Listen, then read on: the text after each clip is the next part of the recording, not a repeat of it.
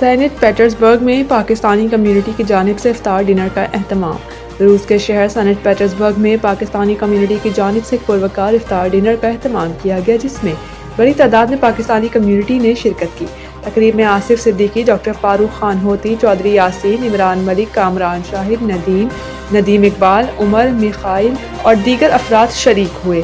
افطار ڈنر کے موقع پر شرکاء نے اجتماعی طور پر روزہ افطار کیا اور ایک دوسرے سے ملاقات کا موقع بھی ملا۔ اس دوران خوشگوار ماحول میں باہمی روابط کو فروغ دیا گیا اور کمیونٹی کے افراد نے یکجہتی اور بھائی چارے کا مظاہرہ کیا۔ شرکاء کا کہنا تھا کہ ایسے اجتماعات بیرون ملک مقیم پاکستانی کو ایک دوسرے کے قریب لانے کا ذریعہ بنتے ہیں اور انہیں اپنی ثقافت اور روایات سے جوڑے رکھتے ہیں۔